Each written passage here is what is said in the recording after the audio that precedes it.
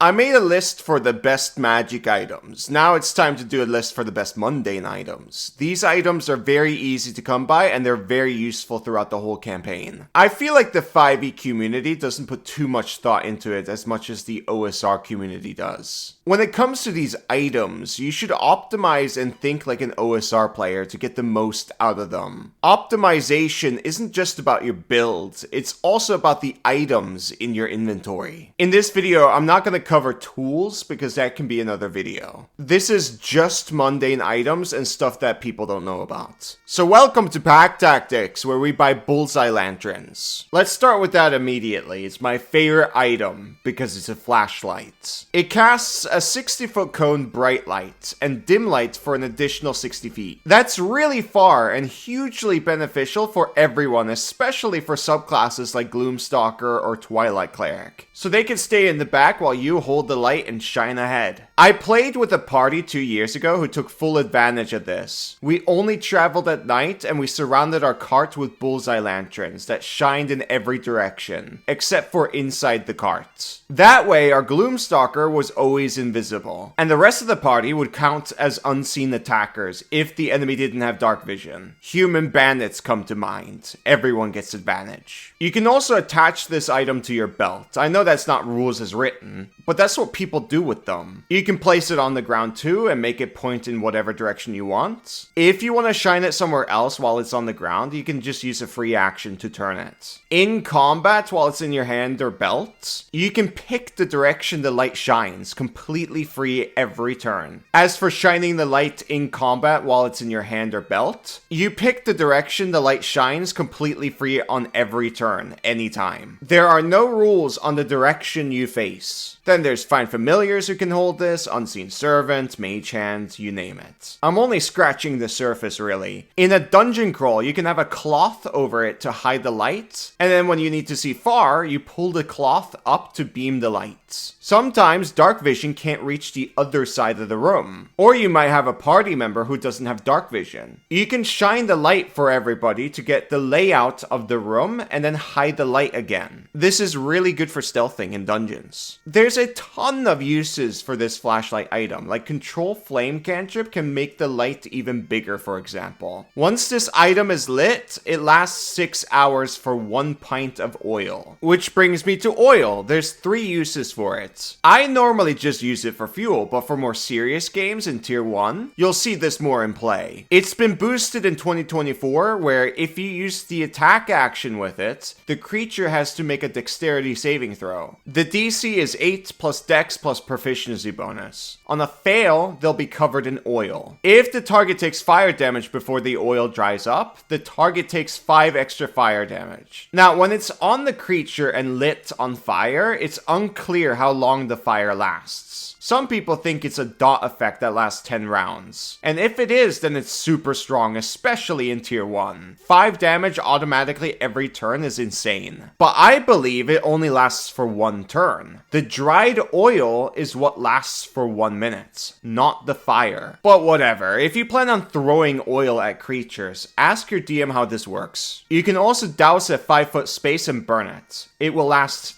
2 rounds. Creatures who enter or end their turn there will take 5 fire damage. The best way to optimize this is to have an owl familiar drop the oil on the enemy space from above, and then you cast Firebolt on the oil. You don't target the creature, you target the oil. This is an automatic 5 damage because, well, the creature is in the space of the oil. You don't need to roll for attack or anything. And keep in mind, if you can funnel it somehow, you might get an additional bonus of control. It lasts for 2 rounds. A second creature might actually move into it. Or even more, but I don't think that's likely unless you're fighting in like a 5-foot hallway. Maybe Chipeku has some 5-foot hallways. They've got a fantasy bundle now where you can subscribe to 3 subscriptions for the price of 2. And one of these subscriptions is over 6,000 battle maps. It's insane how many battle maps there are, and they have a pretty good search function too. I was testing that out last week. I needed some jungle maps. The other subscriptions are Scenes and Token Creator. The scenes basically speak for themselves. And both the scenes and the battle maps have different variants, like day and night cycle, and a lot of other things. Some of these scenes and battle maps have like 8 different variants. These guys think about everything, and every week the catalog just keeps growing and growing. As for the token creator, this is useful for both players and DMs. More so for DMs for creating something quick. I've currently been using this a lot to diversify encounters and random NPCs. That way they become more memorable. I absolutely recommend Chupeku's Fantasy Map Bundle. Go to chupeku.com/packtactics for more detail. Link in the description. Back to the video. Next is Component Pouch. I prefer this over Foci, but it's worth getting both so it's harder to disarm you. A ranged weapon and ammunition. I know this is technically a weapon. It doesn't matter what you're playing, just get one. Everyone should have one. You might be in a scenario where you have to snipe, and crossbows and bows provide a lot of range. Now, sure, you might be rolling with disadvantage, or your stats might suck, or even both. But at least you're doing something. You're making an attack that can potentially hit the enemy and do damage to them. That enemy that's far away most likely can't do anything to you. And usually when enemies do have range, their range is worse compared to like a classic light crossbow or a short bow. If you can use a longbow, then get that. That's the best one for sniping. There's also flying enemies who refuse to land, and if you don't have a ranged attack with good enough range, then you are straight up useless for this fight. You do not want to be useless. Then there's armor, backpack, rations, water skin, tinderbox. Everyone is already on top of that. Then there's stuff like rain catchers and barrels for like those real survival games. Paper, journal, book.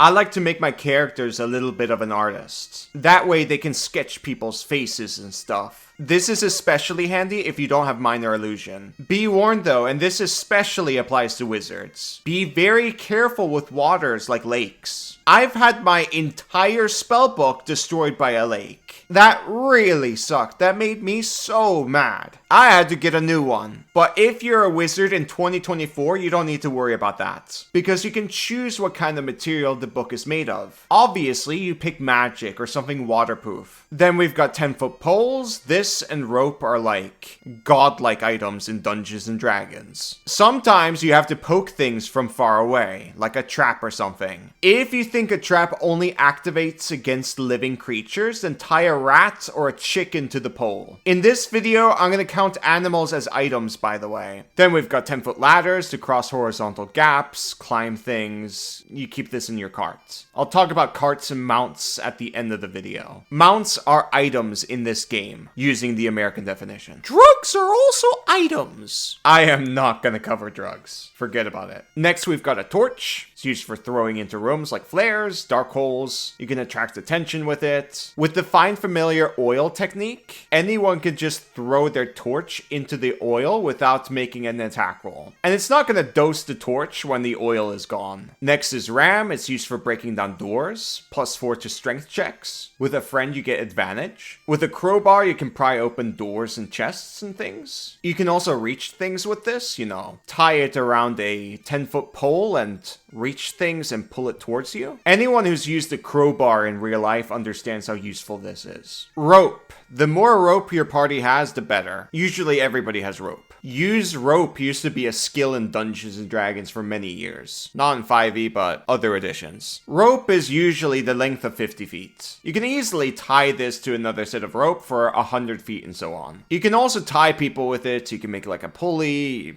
There's tons of stuff. And then there's Rope Trick. If you're using Rope Trick, then I recommend having a shorter length rope. Just cut the rope to 10 or 15 feet so the portal isn't that far up. And if you have a Staff of Power or something, you can make a wristband with rope. There's also new combat rules for rope too, but I don't think it's that good, even if you build for it like a thief rogue. I guess if someone casts Sleep or Hypnotic Pattern, you know, shutting down creatures, and there's not much else to do, then you can maybe pull out rope and tie an enemy to make sure they're even more shut down. I might make a video on ropes and manacles in combat and stuff. Manacles is another item I recommend for holding people hostage. Anyways, healing kits. You stabilize a creature without needing to pass a check. Caltrops. It deserves its own video, but nobody's gonna watch it. It's used in high optimization. When I had that 32 times deadly fight, or whatever it was, we did use Caltrops. The X's there are the Caltrops we put down. Those were the old version, where when a creature moves into the 5-foot space, they make a DC 15 dex save. On a fail, they take 1 damage and have its speed reduced to 10 until the creature regains at least 1 HP. That's actually quite an insane debuff. Creatures can also decide to move at half speed, and if they do, then they avoid the save. If there's a lot of Caltrops, it's harder to avoid if it's placed well. Majority of the time, Caltrops are used for when you know you're gonna go into a fight, like opening doors. Or you have a good idea that you're about to be flanked, but have some time to set things up before a fight. You know, setting up defenses. If the party has a web down the hallway, the melee marshals can put down Caltrops at the edge of the web to secure it even more. Oh, that's clever. Yeah, cantrips are good with parties that like a lot of control. Once you put down the Caltrops, it takes forever to pick them back up again. So if you plan on using them regularly, just have multiple bags. Well, you should do that anyways, but what I'm saying is, just litter. And I almost forgot, the new version of Caltrops reduces the creature's speed to 0 until the start of its next turn. That's way better than what we had in the past. So I think you should absolutely think about Caltrops, especially if your party values control. Hunting Trap is similar to Caltrops, it's DC 13 though. But if they fail, not only will they lose all of their speed, but they'll also be trapped and have to take an action to break free with a DC 13 athletics check. I think this item is better for tier 1 play versus the Caltrops. It's more expensive, but it's easier to gather once you deploy it, unlike Caltrops. Also, keep in mind, and this applies to Caltrops too, you can jump over the traps. Ball Bearings is also similar, but covers a 10-foot square. When creatures move across its area, it must make a DC 10 dex save or fall prone. Very cheap control and easy to spread around. I remember playing a game where somebody put down ball bearings down a set of stairs. And kind of like Home Alone style, an enemy would run up the stairs and then fall and then slide down the stairs. This isn't rules as written, like stairs don't do anything. But maybe you can take advantage of stairs in your game. I think taking advantage of stuff like that is super fun. Next is nets. They got boosted in 2024. And I'm really happy about it because they're finally good. When you take the attack action, you can replace one of your attacks with throwing a net. The range is 15 feet. The save is 8 plus your dex plus PB. That's fantastic. It causes the restrain condition, which reduces the creature's speed to 0. Attack rolls have advantage and they have disadvantage to their attacks. And they have disadvantage to dexterity saving throws. For them to escape, they have to spend an action to make an easy DC 10 athletics check. Or destroy the net, which will most likely take an action. This item is dirt cheap. I'm very excited to see builds around this item, especially if Scion becomes an official class. Next is Climber's Kit. This has grown on me more. I've noticed this year in 2 games, there's been a lot of climbing lately. This makes it easy to scale castle walls, up mountains, up buildings, you name it. Outside of that, the anchoring effect has some good uses too. It's a good preemptive protection against being knocked off ledges, and can help you quickly get to lower elevations without taking fall damage. Perfume gives you advantage on persuasion against creatures who are indifferent to you. An indifferent creature has no desire to help or hinder you. Indifferent is the default attitude of a monster. Really, you should use this for towns and cities and stuff. Diplomacy and barter stuff. I'm sure you can ask the quest giver to give you more money for the job you're doing. All of you are risking your lives for whatever they want you to do. You have advantage because you smell good. Antitoxin. Gain advantage on saving throws against poisons for 1 hour. It's expensive early game, but might be useful later. Clothing for cold weather. obviously for extreme cold weather. You can also get crampons, so slippery ice can't make you fall prone. This might work against Sleet Storm, but I'm not sure. You have to ask your DM about that. Next we've got tent, hourglass, shovel. I love shovels. I love digging. Maybe you can rob a graveyard or something. I find that digging comes up a lot in undead games. Locks. That can be useful in dungeons if there's a specific door you don't want to be opened. You can trap people and stuff like that. Case, maps, especially maps. Having NPCs point to maps is so useful. First level scrolls is a magic item, but it's worth noting here because it's listed as an adventuring gear now in 2024, which means it will be easier to get access to these through like a general store. These are very powerful resources and are absolutely worth your money. Like if you can use a scroll of healing word, that's basically better than a regular healing potion because of range. So if you go to stores, you should ask for scrolls. You might find something crazy, who knows. Chalk, useful for dungeons, especially if it's a maze. That's it for normal items. Now for mounts. They count as items, but they're also creatures. These mounts are very fast and can dash and disengage for you without taking any of your actions, which makes them insanely good. I highly recommend getting them and riding them in combat. If you play a small race like a kobold, you have more mount options. In general, every mount in the game is a good mount. I will take any mounts you give me. Mule is my favorite. It costs 8 gold and has 40-foot speed. In order to ride them, you need to be small size. They're also a beast of burden, so they can carry stuff for you. I recommend getting one as soon as you possibly can. Even if you don't ride it, having it carry stuff for you is useful. Which brings me to carts, carriage, or chariots. Your party should have a cart of some kind to store things. It should be used as a party inventory. It's also a method to bring loot back to the city. You're gonna get a lot of stuff eventually. The cart can also be used as cover if you get ambushed on the road. You should absolutely get one of these as soon as you possibly can. If you can't have a cart for whatever reason, like you're traveling through a jungle, buy a mule or 2 to make up for that loss. You should treat your travels like you're traveling through the Silk Road or something. And by the way, buy saddles and packs and stuff for them. They need it. They also eat rations and drink water, of course, too. Now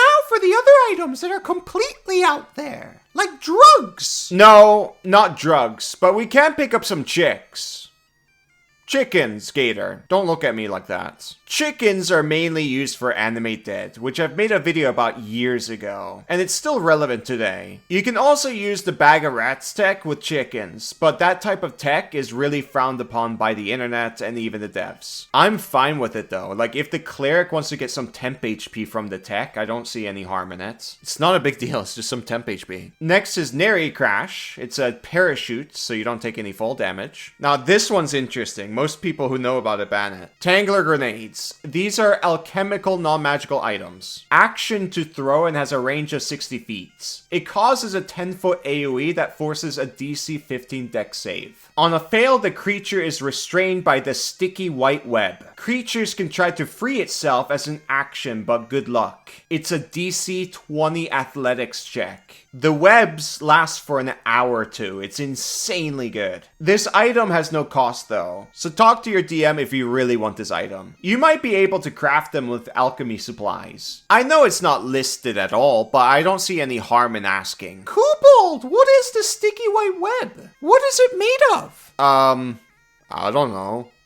We're gonna move on. Stilts for small races so they can disguise as medium-sized creatures with disguise self or something. The correct costume gives you advantage on any ability check you make to impersonate the person or type of person it represents. It's really weird, because the spell doesn't do that. Oh well. Now you know. Next, we've got the wheelbarrow. Haha, I'm just kidding. It doesn't exist. It's not an item in D&D. I have no idea why this isn't a thing. The closest we have to this is the floating disc spell. But anyways, now we're gonna get into poisons. I've already made a video about them. I absolutely recommend using them. Link in the description. I go into a lot of detail. Generally, the best one is the Essence of Ether for 300 gold. It's a DC 15 15 con save that will knock a creature unconscious for 8 hours. No repeat save. You should definitely arm a familiar with this baby. Anyways, this was just a taste sample. If you really want to know more about poisons, check out this video. Drugs! I already said no! Stop being annoying about this. I'm not promoting drugs on YouTube. You can do it. Okay, there you go. Link in the description. You did it on my channel? How did you get the password? Detect thoughts. You think about your password when you put it in. Oh my god. Anyways, that's everything. I hope you find this list useful. Thank you very much for watching. End of video. Check out the dice! We need followers! Link in the description. Bye bye. Ha de bra.